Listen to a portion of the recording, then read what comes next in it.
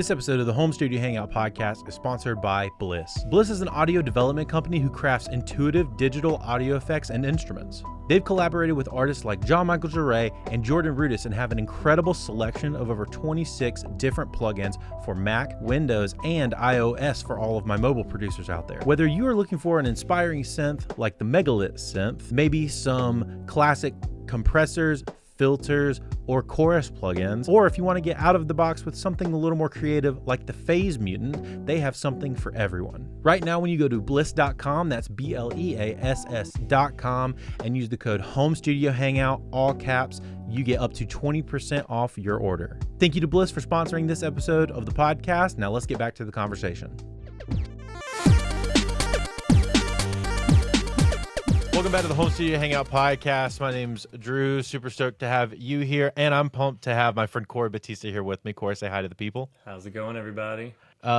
What's fun about this conversation today is that this is probably going to feel a lot more like a normal co-host conversation than it would like an actual interview, because me and Corey have known each other for a long time.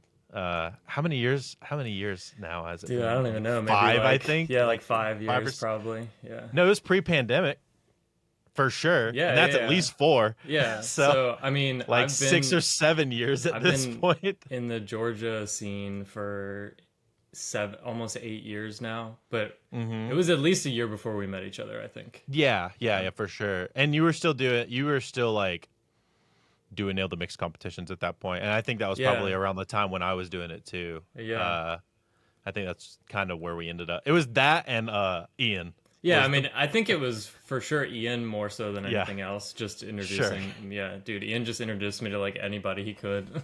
Yeah, it also might have been Bowman, because Bowman introduced me to a ton of people. Yeah, and I know you guys knew each other, and that was probably also an Ian connection. No, Bowman was from we did Brian Hood's beta like business music program together. Okay. We were in the first wave of that, and then we were like, oh, we both live in Atlanta, cool. And then we went to a URM meetup, and then it just kind of happened from there. So I met Bowman before I even met Ian, I think. That's crazy. Yeah. I met Davis. That's how I met Davis, was through that exact same like beta like business program. Yeah. But we did, I think, the second version. You were the second one. Yeah. Yeah, I think we did the second one and you guys did the first one, because I think Bowman has taught me into doing it. Yeah. He was like, yeah, it was really cool. Like, yeah, it was really cool. Yeah, it was fun. Yeah. It was honestly, it's one of the reasons why like I know enough to like have a regular functioning business now. I still use stuff from that I learned from that. Yeah, for sure. I mean, it's like, you know, it was more just like how to run a business rather than like how to get yourself started doing the work, right? Like, yeah, he didn't really cover too much about like it was like the client acquisition stuff that he taught didn't really do much for me personally. But like all of the how to like make your business be a functioning entity is like what really like stuck with me. It smoothed everything out for me. Like, it made the process of like starting and ending a project like way easier for me to be honest. And just like the systems that you should have in place that keeps things automatically running, and you know, you don't have to be as hands-on. For sure. So I know you said you originally, when you moved to the Georgia scene, where did you come from before the Georgia scene? So I am from Maryland. And I was, you know, playing in bands and stuff. And I think it was like 2016. I was just like, there's nothing in Maryland for us to like, you know, to ride or like to like latch onto. So I tried to convince my band to move to Georgia to go to AIM. I went to the Atlanta Institute of Music and Media, which I found out through like Toast and Abasi, because like my band and I were like really into like Animals as Leaders at the time. And I was like, yeah, we should go and like get really good at our instruments and then like, you know, try to pursue the band from there. And those guys were like a little bit younger than me, and they were not ready to like leave home yet. So I was just like, well, I am, so I'm leaving. So I moved and went to AIM. I was living in Duluth for like a year, like a year and like 3 months maybe. and yeah, and then when I graduated, I got married and moved into the rental house and just started building up the studio in the basement. And yeah, it just all snowballed from there. I started going to Yeah. like three shows every week and trying to like meet as many people as I could in the scene, and met Ian, and Ian was like a pretty Hmm. big catalyst for me. He just started Yeah. introducing me to every person that he could possibly imagine. Nice. Yeah. Was he the Stay Here connection for you originally? Because that's when I met you. Was you were working on their like early Maybe. stuff? I mean, he definitely had a part in it, but I was going to shows. Like I'm sure I saw Stay Here at like Uprising. Sure. And Um, you probably met I mean, that's Julian where or I met something. Ian too. So I probably Yeah. met Ian and Stay Here at the same show, honestly. Yeah, that's probably true Yeah, because he did book them a lot. yeah, yeah. That's true. The I think what's really cool, and me and you talked about this before, I think at a show, is like it's cool. I think the Atlanta scene specifically and like the greater Georgia scene in general, like has a really cool thing and has had a really cool thing that I think we've known about for a long time that people are now starting to kind of pick up on a little bit. A lot of the bands that we work on, or bands like the Dowboys that you've worked on, have started to like really like peak. Yeah. Yeah, I don't. I mean, it's been crazy to watch all the different bands that like we saw play to like 12 people in a Yeah. basement. Like now, Yep. like doing these huge tours and stuff. Yeah, no, it's been awesome. I mean, the first time I saw the Callous Cowboys, it was at Uprising, and they had like every possible technical difficulty that you could imagine, and it They was also still have sick like though. 60 people. Yeah, yeah. It was still sick though, and I went up to Carson afterwards, and I was like, "Yo, despite like the technical difficulties, that was really cool." And he was just like, "Whatever, man." And I was like, "Oh, I guess I'm never working with the Cal's Cowboys." And then months later, Carson hit me up. Eventually. Yeah, Yeah, yeah. but I was like, "Yeah, That's that was my first impression right there." So, that's moral of the funny. story is, don't go off first impressions always. Yeah, yeah, for sure. Well, no, Carson's very sweet. Carson's awesome. Yeah. Carson's a genius in their own right. You know what I For mean? sure, for sure. Yeah. I think it's really funny. The Dowboys. I don't think I saw the Dowboys ever play at that church venue, which would have been because I think whenever I was in Harm, or I still am technically, Yeah. but like when we were playing more shows and we played down there, like I think we played our first show that we played was that Stay Here music video show for Piedmont. Oh, yeah. I don't even think I was at that. I don't think you were at that I one. don't even think I I met knew of them by at that point. I met Bowman at that show too. I met Okay. Ian and Okay. Bowman like at that Nice. show. Um, Me and Bowman were like internet friends, I think, at that point. Yeah. But yeah, they were. I thought you did. I was pretty sure. I thought you did that version of Piedmont that they were shooting the music video for, but maybe not. They only shot one music video, right, for it? Yeah. So no, that was the first version, I think. Because when I was mixing Okay. the new version of Piedmont, I remember I pulled up that music video to hear the old version. So Oh, got yeah, it. no, I Yeah. didn't. Yeah. That was the first Harm show in Nice. with but when we met Ian, yeah. It was That's what a cool. time capsule of a weird It's crazy that situation. it's been like 8 years now, I like know. since I all know. like at least like from my lens, it's like that's Hmm. when all of this started for me, like my Hmm. career basically. And so yeah, it's really crazy that it's been That eight was years. I agree with you because like that is also for me when like it's when I started getting connected down there more Yeah. was like then, and then me and you connected, and me and a bunch of through me and you connected, me and a bunch of other people, and you and a bunch of other people have also kind of connected. There's just so many And cool people in this area. Like, I know, man, it's kind of crazy actually, like when you look at yeah. it, like everybody's just really dope, and they Everybody's all really make cool. like All the bands are really cool really music. sick and Yeah. diverse and like supportive, and I get people asking me like, dude, like do you have any advice for like helping bands like build like communities and stuff?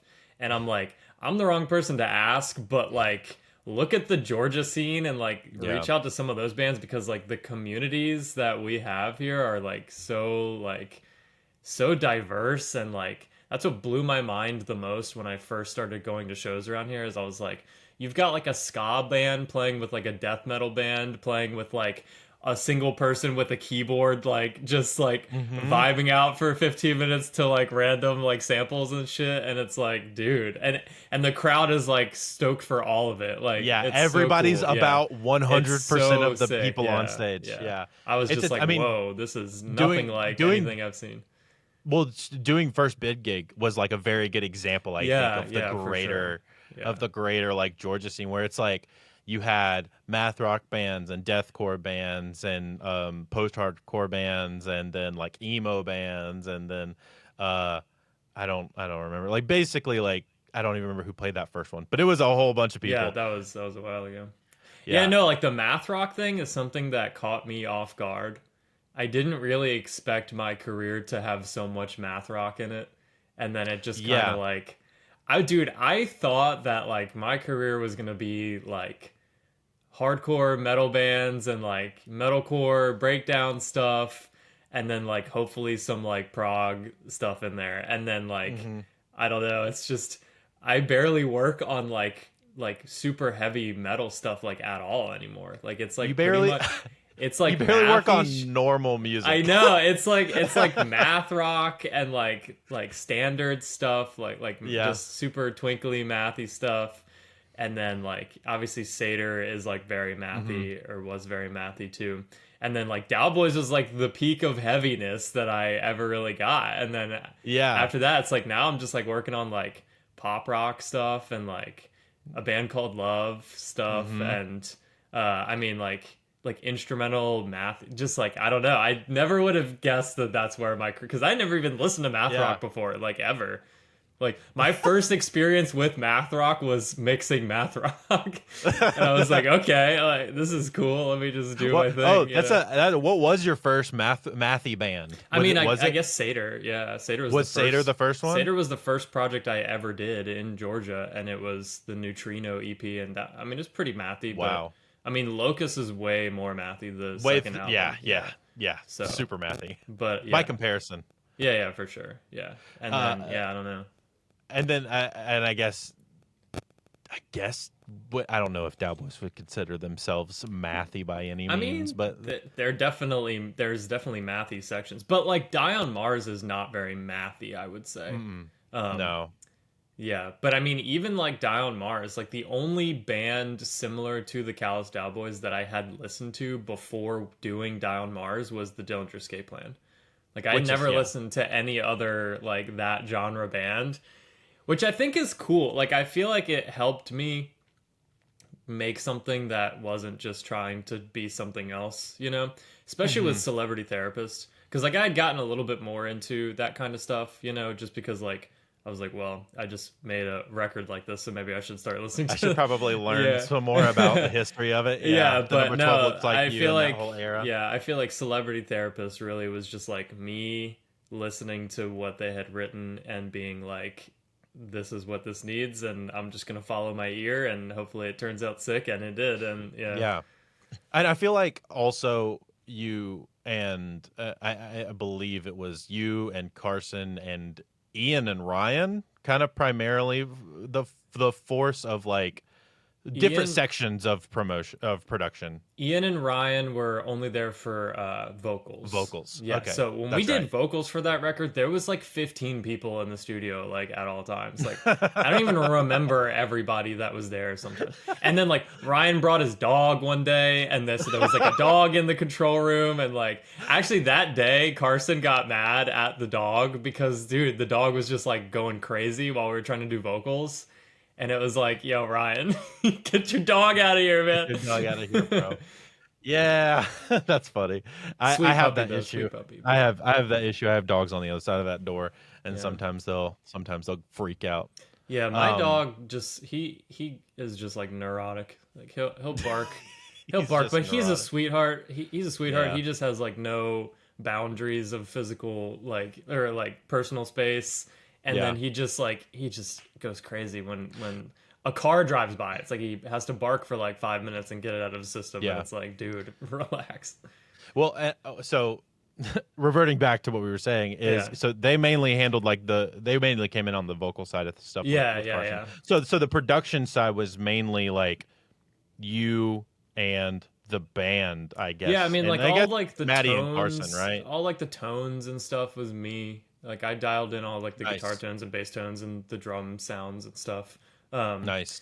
and then I mean, in terms of like all like the production stuff, like all like Yeah, the yeah. sound stuff and like the synthy stuff, I think for Celebrity Therapist, a lot of that was Carson and Whitney. Uh, Mm-hmm. Yeah, yeah. I'm not exactly sure how much both of them did, Was but I anybody? was Yeah, sent all of that stuff. I didn't have any gotcha. part in like I creating those wasn't I sounds and wasn't stuff. sure I wasn't sure how much you had a hand in like that section of it either. Yeah, yeah, no, I didn't touch any of that stuff. They just sent it to me and then I mixed it. But with Nice. vocals was the really big like collaboration thing where it's like Mm-hmm. Ian and Ryan were there throwing out ideas. I was throwing out ideas. We would like change a few notes of a melody or like I changed like a word or two here, there, Yeah. here and there. And like Ryan and Ian would like write harmonies and stuff and like add like stacks and stuff like that. Mm-hmm. And yeah. I do feel like you would think, at least, as crazy of music as they write, that once you kind of got past the band section of the writing, that the vocals would be like, all right, we just need to like enhance. But I actually feel like it gets harder. Like once you get to vocals, everything gets way more complicated. Yeah, well, and like you guys leaned into like a thing with the band side of yeah, stuff, like the instruments, yeah. but then also like because of the nature of how they write and how the songs are structured, like vocals can't just be like we're singing a part or we're screaming a part or we're doing a part. Yeah. It's like it's a whole thing. Yeah. Yeah, no, I mean honestly like just shout out to Carson for all that cuz Carson is just a genius. So like it going off of Carson's foundation of all the vocals that they had written for the record, we just let our opinions shape what the foundation was that Carson had laid down. And then, obviously, I mean, we had the whole band there. We had, like I said, there was Sure. like so many people in the room at the time. So like, Yeah. just everybody's ideas and opinions bouncing off, and anyone chiming in and saying that's cool or that's not cool is like, I think that those kind of sessions like are just really fun. I mean, there's definitely something to be said for like having just a producer and a vocalist in a room, and like things typically go a little bit more smoothly that way. But when things are like a really big like collaborative effort, I don't know, that's like the most fun that Yeah. you can have, especially with Yeah. vocals, just because it's like For sure. yeah, like lower technical sides of things. Like when you're doing guitars and stuff, you have to like check your tuning and like check the intonation and like try out different pedals and like different amp heads and like different all this stuff. And it's like sometimes it can like suck the creative fun out of it when you're like dealing with like technical stuff. But with vocals, it's like microphone, like singer, and Yep. yeah, and it's like, okay, good this microphone, is fun. good Yeah, singer. and like Let's have fun. other people can hop into the booth or up to the Yeah. microphone and try out some wacky things. Like, I mean, you hear like 20 different voices on like different records, like that I've done sometimes. Oh, yeah. And it's like it's so much fun to like throw someone up who's never done vocals and be like, let's see how you sound. Terrifying. And yeah. Absolutely terrifying. But it's like this is a safe space, man. Just scream your heart out and see. You might be an amazing vocalist. You never know. Yeah, you may not know. Yeah, Yeah. for sure. That's true. I didn't even thought about that. So I feel like mixing that thing must have been kind of a beast to wrangle. Yeah, I mean, it's actually funny. So Whitney gave me one of the most crushing revisions I'd ever gotten after the first mix. She was like, it just kind of sounds like you put all the parts together. You didn't really mix it. Oh, And I was God. like, oh, Oh, no. I was like, shit. My soul. And I was like, okay, all right. How do I recover from this? No, I'm just kidding. Damn. No, it was fine. I mean, it's pretty much the same. Like, Yeah. it's pretty much the same as everything else. Like, I just feel like the amount of stuff yeah, to sort through would have been probably, I guess, the most daunting thing for me. yeah. I mean, I don't know, sometimes it's more fun.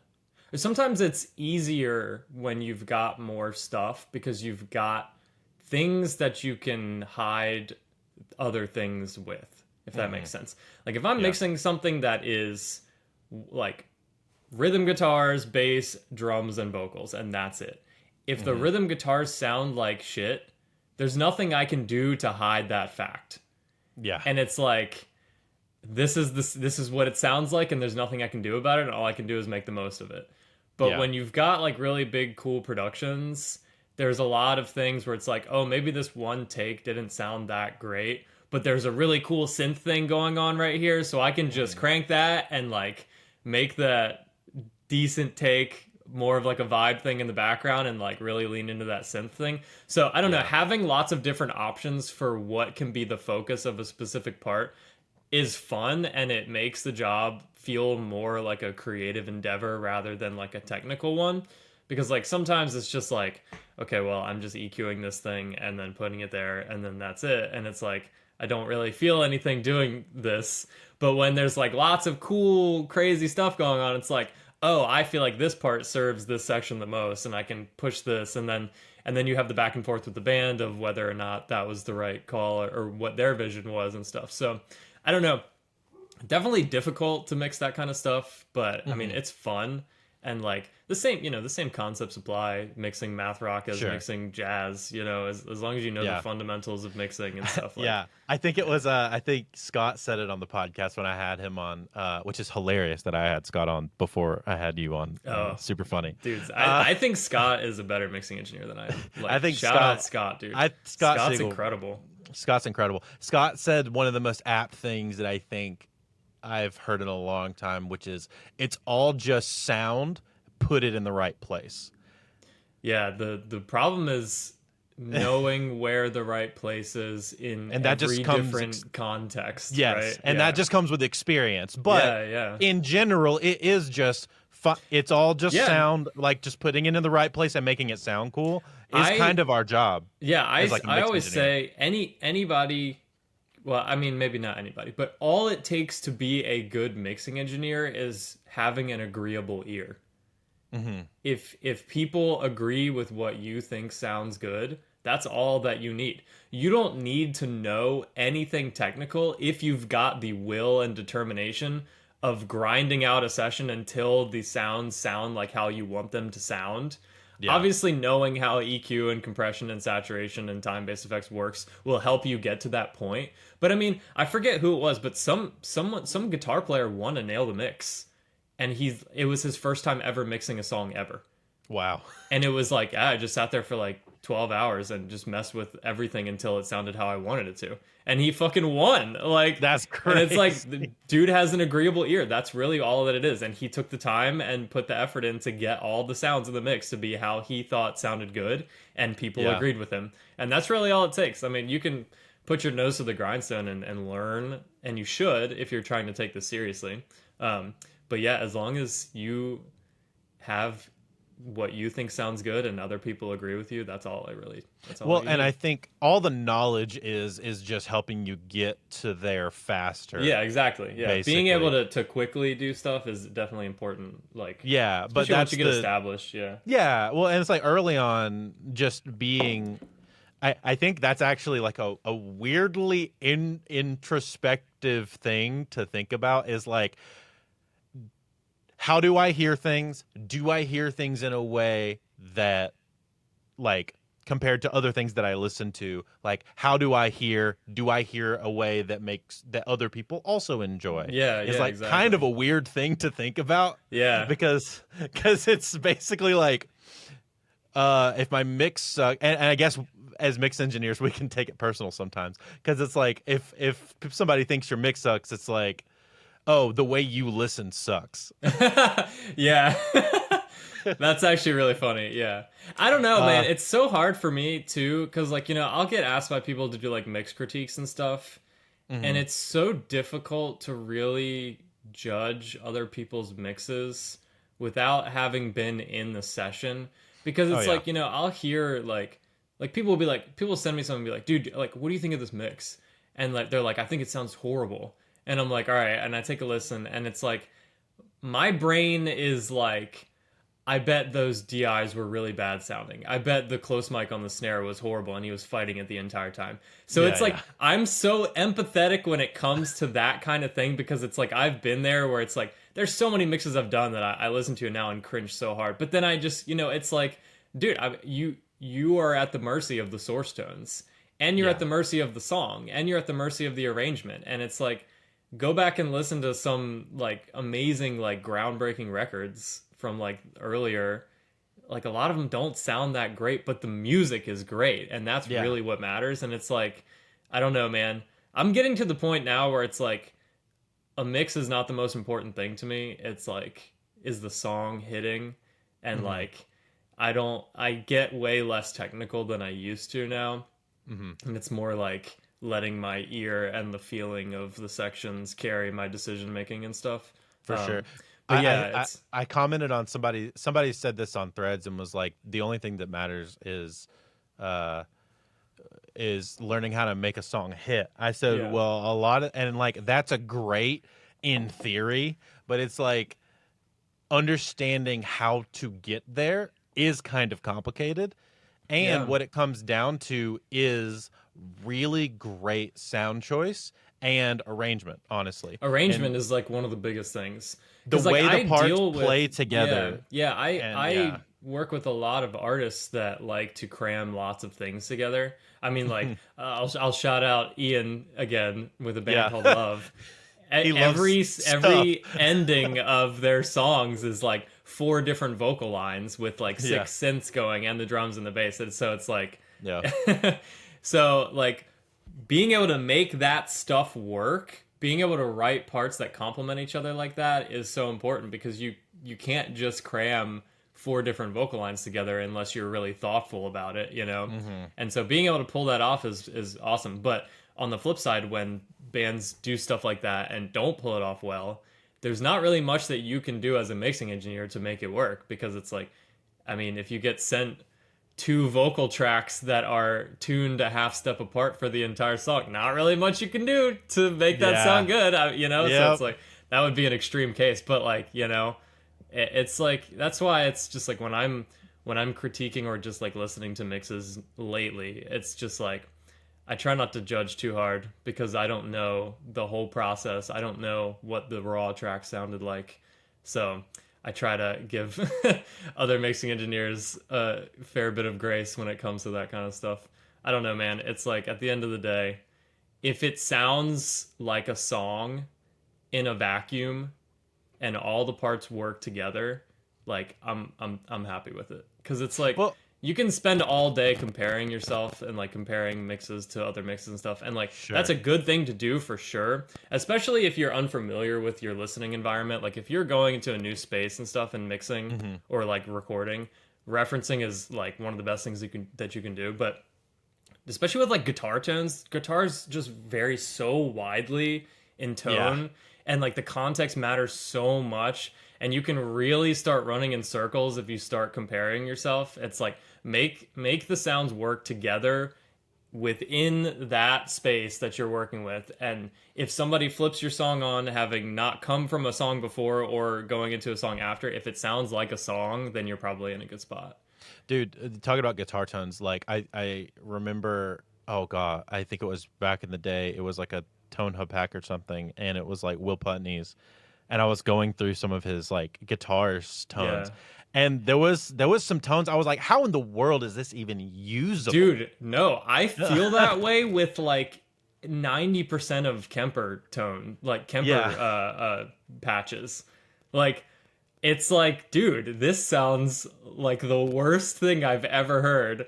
And then you go and watch a Nail the Mix, and somebody pulls up that patch and they're like, this is the patch we use, and it sounds fucking sick. And I'm like, what? Yeah. It's like, it's so, I mean, yeah, like with guitar too, like, I mean, just with everything, like, again, like, mixing is such a like facilitative thing. It's like, your job is to put the talent in the best light. And if the talent sucks, then you can't do anything about it. Yeah. So it's like the player, like the hands make the tone, and like Yeah. the drummer, how they hit makes the drums sound as cool as they do. Then obviously And vocals then are like, and then like engineering, making sure you capture those like as yeah. well as I possible. mean, even that, it's like, dude, listen to how many shitty records are just like legendary. It's like Dude, somebody threw I up always one mic, and then the talent did their job, and like, yeah, the it's like, first two Devil Wears Prada records is the ones I always reference of like songs that are legendary in like the underground scene, but yeah. sound awful. Yeah, but it's like, dude, Those it still records sound shaped a so- generation of people's Yeah. music tastes, and like, you know, it's like, I don't know, we're just here to capture things in the most accurate representation of what the artist wants to be, right?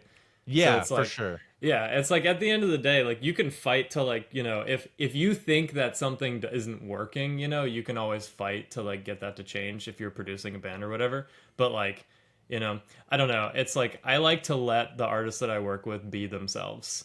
Like Mhm. that's why I haven't really like gotten any like new guitars or like a drum set that I want people to like use. Like I love to like let my artists use their gear to make Mhm. it the most them that it can be, you know? Well, And it's it's like, also that's what they're writing on generally. So generally they have like an idea of where they want to go with their yeah, stuff. yeah, for sure. But yeah, no, it's like it would be so nice to have like a stock of guitars with like Evertune Sure. bridges and like sick pickups and stuff. But it's like, but Yeah. then at a certain point, it's like if every artist coming to me uses the same gear, then it's like all gonna start to sound the same. And Yeah, I have one with an Evertune, but that's like I'm a jealous. Yeah, I I don't have even one with have an an electric Evertune. guitar.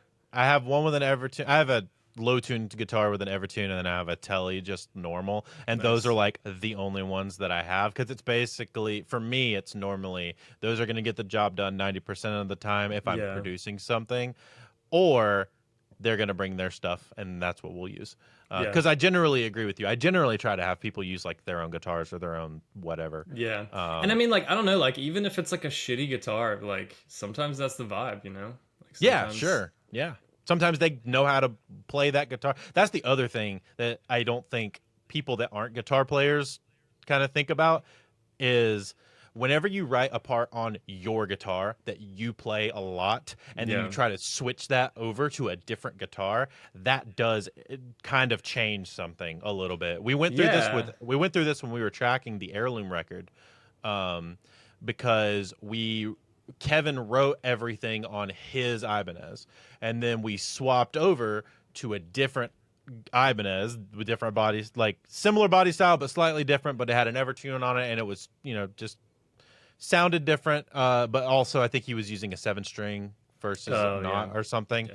and so they were down tuning the song, and so we had to swap out guitars, and like it was so much harder for him to play the riff that he was working on when we changed the guitar versus the Yeah. one that he wrote it on, just because he knows the feel of how that guitar is going to react. Yeah, like I mean, sometimes it's like yeah, if you're used to playing on a guitar that has like a little bit of like a higher action too, and then you switch over to a guitar that's like set up nicely and has like a lower action, I find that like so many guitar players start just bending everything out of tune, or Hmm. because they're pushing so hard, and it's like wow, these chords sound horrible, and then like we check the tuning and the guitar is perfectly in tune, and it's like you need to like relax Yeah. and just like Stop freaking death yeah, gripping like the actually headstock, like bro. dude, I deal with that so much it drives me fucking crazy. I'm like, why does this sound so out of tune, man? And then like we'll check the tuning like 5 times and I'll like check the intonation and everything is right, and it's just like the people will be like so used to playing on like their acoustic guitar or whatever that they're Hmm. practicing on at home, and then they come and use their electric guitar and they're pushing so hard that the chords just go out, and it's like, oh my god, what do I even do about this? It's like trading like muscle memory Yeah. on the fly. It's like it's so difficult to do. So it's Well, I like, mean, it's similar to like telling a drummer, "Hey, we're gonna make you play on a totally different setup," yeah, and you have to track perfectly. yeah. Well, I feel like the biggest thing with stuff like that is vocals. Like changing a vocal part is so difficult sometimes Hmm. for some vocalists because like it goes beyond muscle memory, right? Because like your vocal cords are like connected to like the part of your brain that represents like abstract thought, which is why our voices are so expressive, right? I'm not you can fact check this if you want, but I apparently there's like not even nerve endings on your vocal cords. Like they don't even feel like pain. Um, I heard that somewhere, and like one of the reasons is because of that, and it's like it's like such a separate like entity within your body that represents like the way that your brain processes like emotion and like abstract thought and stuff. And so to change something that someone has been singing for like a year, and then throwing them in the middle of a song and expecting them to like be able to process that change, that's like one of the biggest things that I've noticed is like it's so hard for vocalists to like just be like, oh yeah, let me change the way I sing this part that I've been singing for a year. Yeah. Well, okay. So this is a really good conversation I feel like me and you can have. How do you feel about writing in the studio versus coming with parts very well practiced and memorized? And I guess it can kind of depend. I mean, yeah, I mean, you should always come with something. Sure. Like if you're just showing up to the studio with nothing written, like that sucks because we're not going to get anything done. That's kind of a waste of time. But my favorite things that I've done, my favorite moments in those songs have come from ideas that started out one way and then within the room, whether it be me, like just me, like changing things or like like a collective like group changing things. It's like those moments where things got changed slightly and it just made all the difference. Or like, I mean, there have been quite a few records that I have like kind of reworked vocals on, where it's like the vocals were cool and like the lyrics were fine, and it's like some of the melodies didn't really have like direction. They just were kind of like walking along the instrumentals and like not really going anywhere and not really like having any like climax or like, conflict and resolution and like payoff and stuff like that. And then I mean, sometimes all it needs is like one note change or like taking away one word or note and letting it be a pause, and like that can like absolutely change the entire vibe of like a part. So like I wouldn't say like, I mean, writing in the studio is fun sometimes, but sometimes it sucks because it's just like, how do you just create inspiration out of thin air? Like, I think I tend to lean towards don't come married to, especially not necessarily with the band stuff, but not necessarily with the band stuff. Band stuff, come with your parts, and then it's a lot easier to change those on the fly. Even if you've been like super practiced, it's a lot easier to like swap that stuff out, generally speaking, especially with like bass, like matching kicks and with like drums and stuff. I do that all the time. With like breakdown patterns. Let's change this bass section to match the kick. Like that's I feel like coming well practiced on that end is like probably you would want to err towards being over practiced, right? But on the vocal side, I actually tend to lean towards write your stuff, but don't over practice on the vocal side. Come with a bunch of ideas that you feel really, really great about, and maybe one that you're like, this is definitely where we're going. And then we like final 10% it during the tracking session. I mean, it just depends. Because like I've had artists come to me with like entire records completely written from start to finish. Every single moment has been planned out, and like all the harmonies have been written. All the synth and sound design is sent to me, and it's been, and it makes things super smooth and easy. And it's like you've got like a template to follow. It's like you've got the whole rough vocal demo tracks, and it's like a full on like 14 track production, and then you just go through and start checking off the things of like, all right, let's get this vocal line now, let's get this harmony, and it's like the quality is like maybe 20% better than the demo, and like that's all you really need. And it's like and that's really nice, but those people are generally producers in their own right in that sense. I guess the situation I'm thinking of is more like a band who's just like doing their band thing and not Yeah. really being producers in the band kind of scenario. Well, like that's the thing nowadays is I feel like, everybody's a producer now. Every band has access to things that they can They do to should. produce. They Yeah, should. they definitely should. There's no excuse not to. But yeah, I mean, dude, I haven't worked with a band. I can't even think of a band that I've produced in the last couple of years that hasn't had a pretty decent set of demos that they produced themselves that had harmonies and decently tracked stuff to go I can off think of two for Really? me, but yeah, I can think of two where they Dude, came in I've and they been- were like, "This is the part," and I'm like, "All right, let's start." I've been Let's so go. lucky, man. I've been so Yeah. lucky. Like I've heard like when I first got started and like I was on like the Nail the Mix forums and stuff, I would read like these like nightmare stories all the time of these artists that have like egos or like are just like assholes or unprepared or dude, Yeah. every person that I have worked with like in person like has been super sick and super talented and super fun to be around, Yeah. I have not had like a single nightmare story really. I mean, the closest thing to a nightmare story that I have is just the like fact that the Callous Cowboys have like 8 people in the band and that they're like we had to like cram 8 people in my basement as like and it's like that's really like the worst that it has gotten and that's not even that bad. It was fun to me, like I thought it was sick, but like it's all the homies hanging out. That's yeah, what that is. exactly. Yeah, so it's just like I don't know, like I've just been super lucky that everyone that have worked with is rad, For sure. No, and it's not even that for me. It's not even that band was necessarily like annoying to work with. It was the fact that they hadn't done their pre-production work before they got to me. Yeah. And I wish they would have.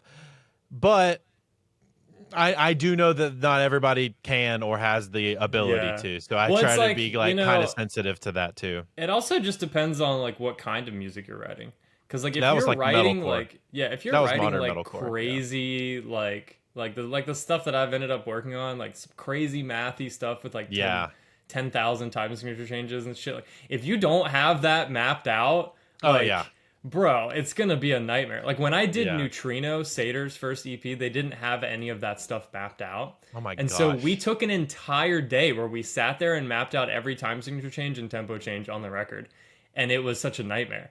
And then when we did Locust, Soup had gotten better and had Guitar Pro, and like him and Brody would go back and forth, and then they would just send me the MIDI and I'd drop it into the session and everything's there. And like that, like there's no excuse not to have that now. Like everybody can do that. Everybody can just map out their shit before they go into the studio. Oh yeah, as they should. I think I've actually thought about making like a band prepping for producer checklist for bands, and being like, here's all of the things that you need to do before you even talk to anybody. Yeah, that's a great idea. You should definitely do that. I just be like, time sigs. Yeah. You need to know. You need to land on a tempo. I don't need to know that before you're coming into the studio. And maybe it's as a in the moment change. You want to try something different. Dude, speaking of tempo, that is the biggest thing that I always have to ask for when I'm mixing for something that I didn't record. Bro, people put it in the file. People cannot remember to just put what the tempo is in the name of the folder of the song. Yeah. Like, dude, I'm so off to be like, hey, bro, what's the tempo of the song, man? I think it's like 111, but it sounds a little bit like it's not perfectly lining up. Bro, freaking tempo, key, and I don't know. Sometimes I'll put like sample rate that I recorded it at. Yeah. But like tempo key, sample rate. Yeah, tempo and key. I mean, key, like I could live without key unless I'm doing some weird, crazy like harmony structure, like using like a vocoder or some shit like that. But for pop stuff, I really love to have a key just in case there's any kind of modulation or weird stuff that I need to know about. I mean, when I'm producing a band, especially producing vocals, I like to know the keys so I can write harmonies and stuff. But dude, tempo, it's like, bro, I can't even do a delay without the tempo, man. Like, give me the tempo.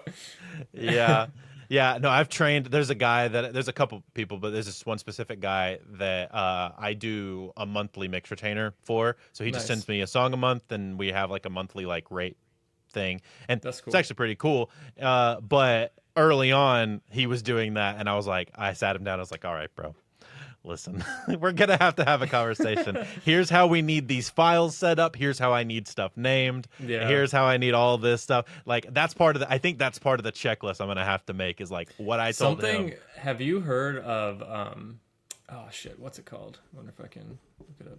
Is a software, this is a kind of a different point, but. No, that's fine. Is my camera still on? Yeah. Okay, sick. What's it called? It's like sound monoizer or something like that.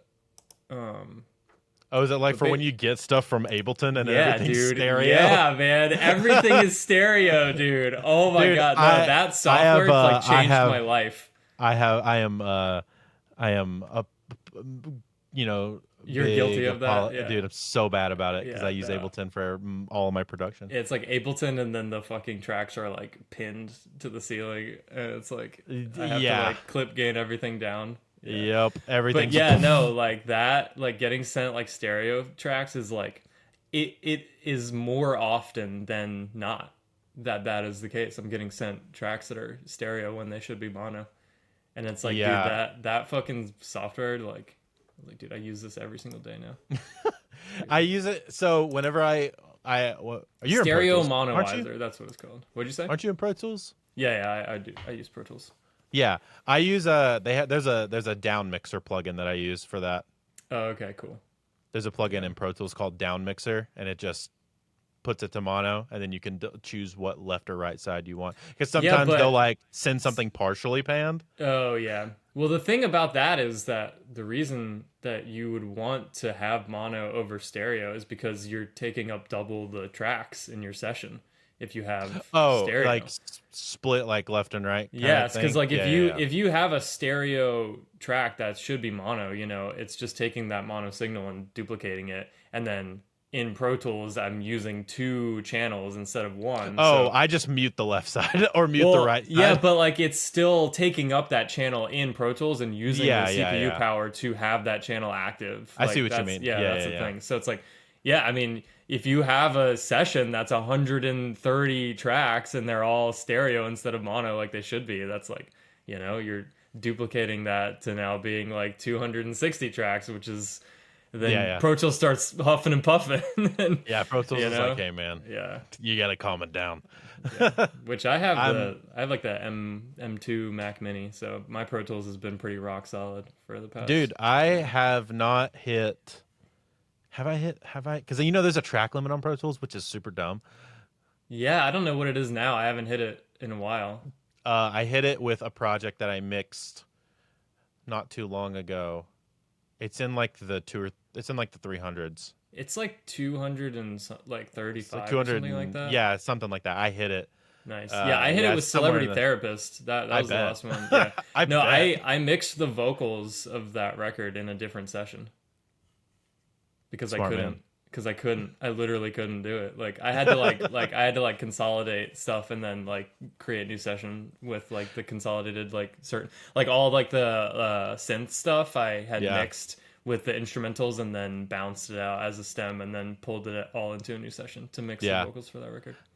Well, Corey, I want to be able to give you some time because we talked about this beforehand and you were like, dude, I got some opinions. Oh.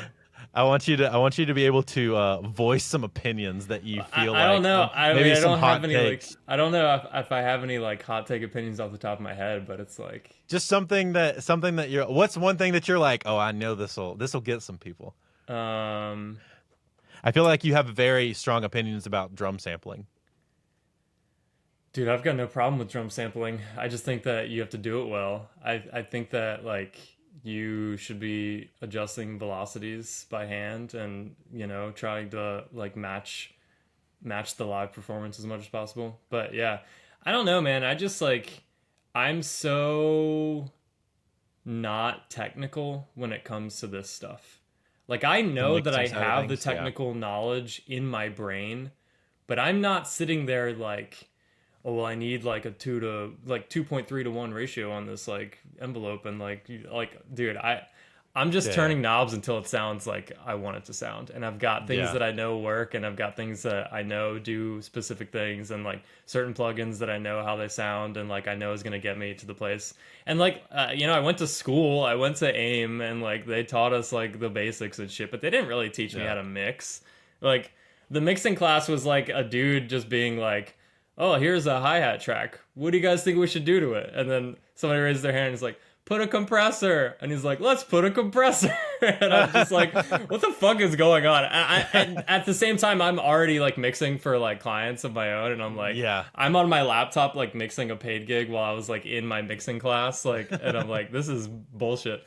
But yeah, I don't know. I just, like I was kind of saying earlier, like it's all about your ear. Like, I think that you can get away with like, just kind of bullshitting it around until shit sounds cool. Like, For sure. And I think developing the ear is like the part that people want a shortcut to. Yeah. And I think there is no shortcut to that. Yeah. That just takes a ton of time. Same And with like gear. I mean, Yeah. like gear is fun, and like having like a bunch of like outboard gear and shit is cool and Sure. fun. But like, do you think if you picked a random person off the street and showed them a snare that was using an emulation 1176 versus a hardware 1176, they'd be able to tell you which one sounds better? Yeah. No, dude, nobody would be able to. No one, So no like, one's gonna give a crap. it's, like at the end of the day, who you're mixing for is not the musicians, it is the general public who's going to listen to the record. And if they can't tell a difference between $5,000 piece of gear and a $500 piece of gear, like, what, I don't know, man. It's just so hard for me to justify wanting to like buy like big, like nice, expensive, like outboard gear and shit. It's like, dude, I've gone back and forth on it so many times, dude, because I have some rack space on like right here on my desk. And like I said, I have my Avalon, my I have a tube thing, but that like, it's a channel strip. As a channel strip. Oh, okay. Yeah, it's a channel strip. So I'm printing it. Yeah. Like that is 4 vocals. It's got an EQ on it. So I'm like just doing moves that I'm gonna do anyway. Like a little bit of a top lift, a little bit of a roll off, a mid bump, or a mid dip around 400. That's kind of what I'm doing, and then like a really fast comp just to catch peaks. I'm like, so it's literally, I'm just printing that on the way in, so I don't have to do it after the fact. Yeah, for sure. Yeah, I mean, I just fucking load up my slate and throw the exactly. 1176 while I'm tracking vocals. I've heard people complain about like latency with that, but I've never had any latency when it comes to that. I haven't either. Yeah. We use that this is actually really funny. You'll find this really funny. So we have 16 channels of Newton channel strips. You know what the Newton channel strips are? I think so, yeah. The new they're Neves. They're basically like the new Neve channel strips that are kind of 1073-ish. Yeah. Kind of type thing. But with compression and with like a tape saturation side. It's pretty cool. They have 16 channels of it. It's really great for tracking drums because you can do a lot of really cool stuff with that on the way in, and bass and all that kind of stuff. Hilariously, sometimes when we track vocals and it's like a certain genre, basically not country, we just bypass everything, only use the preamp and send it through the Slate plugin. Dude, the blue stripe 1176 in the Slate package is so killer. It sounds so good, funny. Dude. It's so funny because it's like, we have this $16,000 worth of gear sitting right here, and like two 1176s and a 2A and like 3 APIs and like a bunch of other crap over here to track through, and we don't use it. Like, we're using a very clean preamp. I don't know. For me, it's the freaking Slate stuff, dude. For me, it's like whenever I'm in an environment that I have access to that kind of stuff, I'm not familiar with that environment because it's not my room. So it's like, I don't know, man. I don't want to trust my ear in that environment to compress or EQ things on the way in, because when I've gone home and been like, oh, I pushed that too hard. Like, shit, 100%. Now I have to cut a bunch of top end from whatever, and it's like, I know what the Slate stuff is going to do. I know what Pro Q is going to do. I know what, like, all of my usual stuff is going to do. So, like, why, like, especially in an unfamiliar environment, it's like, I mean, dude, don't get me wrong. I'd love to have a rack full of gear to be able to mess around with. But it's like, dude, I just don't know when I would ever bite the bullet and spend I thousands don't. of dollars. Like, Yeah, how much tracking and production are you doing versus like soul mixing? I mean, Would it you say just 50-50? depends. It depends on like, yeah, it just depends on who hires me. Well, Honestly, like, I mean like over the course of a year. probably, I mean, yeah, probably 50-50. Like the first half of this year, I was doing all tracking and production. I was recording two LPs, a 12 song LP and a 10 song LP at the same time from January to June. And like, I barely did any mixing, just soul mixing because I was so busy with that. Now I'm at the mixing phases of both of those records, and I'm getting hired for like a few other mixing things. And then Yeah. I just got hired for some. I've been getting hired for mastering for the first time in my entire 8-year Dude, career. same actually. Same And it's actually, like, weirdly. I mean, why would I say no? Like, yeah, I'll master your shit if you want me to. It's like, really funny. The two songs that I soul mastered this year. I did a record, but I don't count that because that was like earlier on. But the two songs that I mastered were country songs. Both Nice. of them New Music Friday on Spotify. Oh, that's Both cool. of them. Yeah, Nice. both of them hit New Music Friday. I was like, Wow, man, yeah. Hell maybe yeah. I'm in the wrong. Maybe I'm Yeah, in the no, wrong dude. thing. I mean, it is pretty crazy because it's like, I'll get hired to master, and it's like, yeah, like $50, and I'll do the master for you, and they're like sick, and then I do the master, and it takes me like 10 minutes, and Yeah, I'm dude. like, damn, dude, I just made $50 in 10 minutes.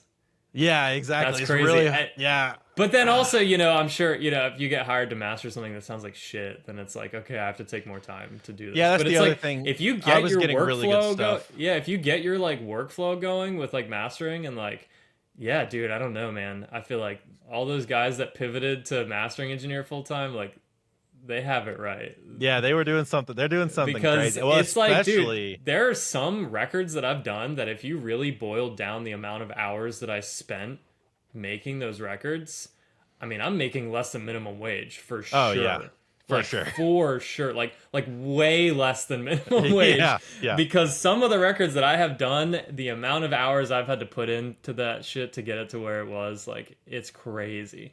I mean, editing and like revisions for weeks and weeks and weeks, and it's like, dude, like I should just be a mastering engineer. Yeah.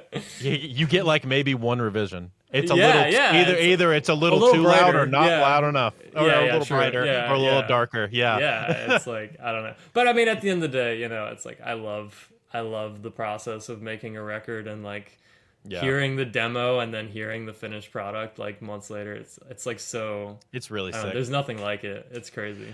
Well, what I was gonna get at with that question was, I feel like as far as outboard gear goes, I feel like the biggest place that outboard gear actually helps is vocals for me. For sure, personally. yeah.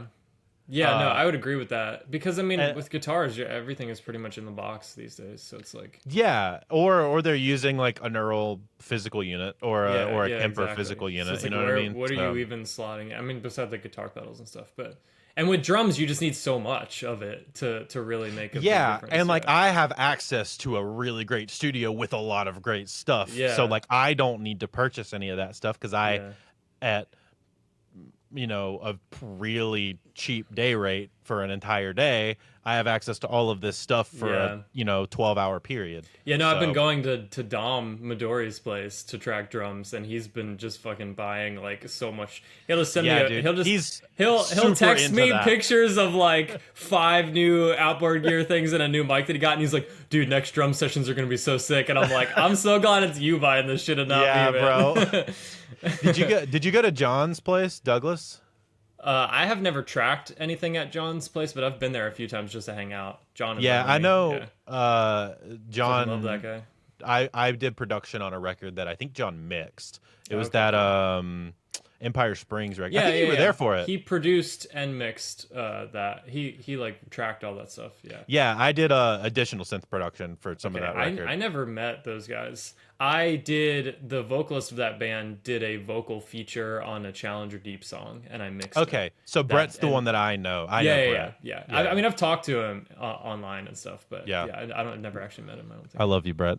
You're good. You're good people. He's my incredible vocalist. He is a great vocalist, and Yeah. he's also, dude, such a unique vocalist. Writes such cool Yeah. parts, Yeah. and Very he's my anime nerd friend. So he and I nerd out nice. about anime Oh, stuff dude, I on could the be your internet anime together. nerd friend too. Dude, let's go. No, Dude, dude, I you're my Super love Smash anime. Bros. Nerd friend. Dude, I don't even play Smash anymore. You know what's funny is I went to a wedding this past weekend, and Yeah. it was somebody that I had met through competitive Smash, and all the people that I knew there were from the Smash scene, and all the people that were there have since retired from Smash. That's crazy. And it's funny because like it was like they put us all in the same table at the reception as well. So like they just put us in like the back corner and we're like the Smash table, and it was like so funny. And I was like, I haven't seen these guys in like 3 or like maybe like almost 2 years now because I just haven't been going to the Smash tournaments anymore. But yeah, I don't play Smash anymore. I mean, I would, That's sad. but yeah, it's just like I don't really have people that want to play.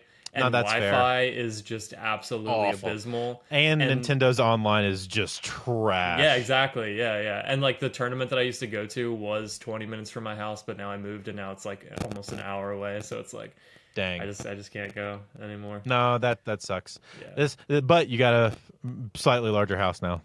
And No, it's smaller for sure. I thought it was a bigger tracking space. No, but we own this. We bought this house. Oh, so. you bought it. That's Before what it we were was. renting. Yeah, now we own. Okay. We have a huge property now, though. We have like a big yard. Maybe that's what it was. We have a I big remember you garden telling and me stuff. like Yeah. something about it was larger, so I think it was the yard. The is, lot is yeah, bigger because you the house got is definitely smaller. It is. you got so super much into smaller. gardening or something Yeah. for a while too. Yeah, Are you still into that? Yeah, we've got like so Let's go, much dude. out there right now. This year has been a little bit tougher because, like I said, I've been tracking 2 full-length albums the past 6 months, and so yeah, it's been tough to get out there. But we've still got like we got eggplants, we got peppers, we got tomatoes, we got cucumbers, we got potatoes, we got carrots, we got a ton of flowers, we got 2 peach trees, a fig tree, a plum tree, 3 blueberry bushes, dude.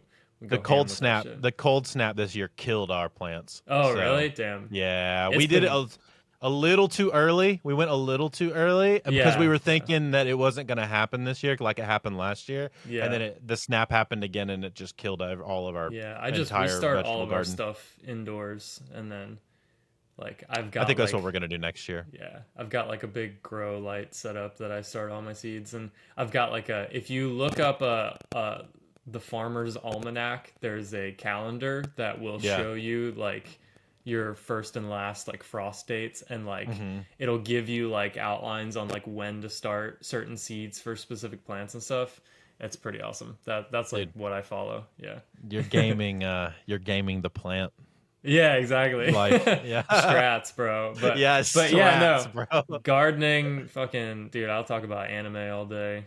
Let's go, dude. You know what's funny is I got my wife into anime, and now she has watched so much more anime than I have. It's because she has time. Because she has, no, I mean, she's got a real job that she comes I home know. from, and then she's home, and it's like she'll just binge watch so many animes, and it's like animes I would never even expect. I'll like walk in and she's like watching some like crazy like weird like isekai anime, and I'm like, is this like, are you liking this? And she's like, no, it's kind of weird, but it's Like just on Food the background. Wars. Yeah. Like Food Wars level of like, oh Yeah. god, what the Or, heck like, is happening? Yeah, they're like moaning while eating the food. And it's Yeah, like, good lord. It's like, honey, what are you watching? Yeah. Oh, but no, dude. I love me some anime. bro. It's a good conversation, man. Let's wrap it up. Corey, why don't Yeah, you for sure. firstly, before we end, why don't you shout out some of the bands that you're either stoked about or that people want to go check out some of the stuff that you're like, I'm super pumped about this mix. Yeah, so obviously like Seder and the Cowstyle Boys are what like most people know me for. Yeah. They're rad. Right now I'm working on a band called Challenger Deep. They're like instrumental, like mathy, heavy, like leady type stuff. That's really cool. They've got a couple records out that I've done as well. Standards has been one of my favorite bands to work on. They're from LA, super mathy, dude, like virtuosic guitar player, just incredible. I love their stuff, incredible dude. It's guitar so player, cool. like so insane. The band that I'm probably the most stoked for right now is I just finished up a record with a band called Menu. And like, dude, the songs are so good. I'm so stoked to finish this record and for people What to hear genre? that. So it's like pop rock, but like it's a little heavy. They've got 2 vocalists, so it's like goes back and forth between like vibes cool. and like super solid instrumentals, like just like really fun. Yeah, I think we already talked about like Stay Here. They're really cool. I just finished up another mix for them. They just got it mastered and it sounds sick. Heck yeah. Trying to think of some other. A band called Love stuff is a band called Love. Yeah, dude. A band called Love is. I mean, it's pretty much done. It's just like yeah. There's just final 5%. Lots of little things. Yeah, no. A band called Love, dude. Ian and Ryan are like 2 of my closest friends. They're just like at this point, it's like I don't even. It sometimes doesn't even feel like that's like a client. They're just like, we just made this together. And they're just, you are a part of the band. I know. When people ask me who my clients are, I don't think of a band called Love because they're just like my friends, you know? Yeah. Like, you're in all of our group chats. I know, right? Dude, I'm so bad about like being like a friend sometimes where it's just like responding to things. But then when it's in person, it's like, dude, my brother. My brother. But yeah, no, dude. And if people want to check you out, like online or website, where do you want to send them to? CoreyBautistaAudio.com. I don't really update it that much. Dude, I've just gotten so burnt out on like the internet and social media. Dude, ever since COVID happened, it's just been like, bro, what's the point? What's the point I of totally posting? understand. But I mean, you know, Instagram, Corey Bautista Audio. Twitter is Corey B Audio. Facebook, I don't fucking use Facebook anymore. Dude, I mainly rock the Instagram website life. I was so heavy into Facebook pre-COVID, like all in the audio engineering forums and stuff, and then things just got like so saturated, and like Facebook is just so trash now. It blew up. Now it's a dumpster fire. Dude, it's like I log into Facebook and I've got like 40 notifications, and I'm like, oh damn, like let me check this out, and it's all completely unrelated to me. And at it's like, highlight, at highlight, dude, at followers, and it's just like, bro, or like, my God. like it's like suggestions, and I'm like, dude, I don't care about any of this, bro. Yeah. Like, it's gone so bad. Like I'm just like, so I don't use Facebook. Well, but yeah, no, Corey Bautista Audio anywhere. That's me.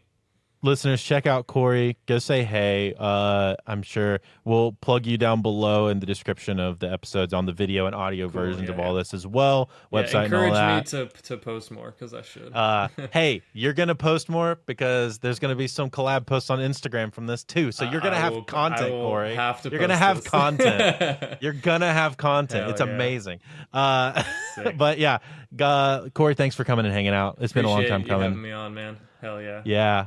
Listeners, thanks so much for listening and watching. And we will see you guys in the next one. Peace. Thank you so much for listening to this episode of the Home Studio Hangout podcast. If you could take the time to like, subscribe. If you're listening to this on Apple Podcasts, Spotify, or any other audio platform, go ahead and make sure you're subscribed, and also leave a rating and a review. It helps the show get out to new people, and we're trying to grow every single week. Once again, thank you so much for listening to this episode of the Home Studio Hangout podcast, and we'll see you next week.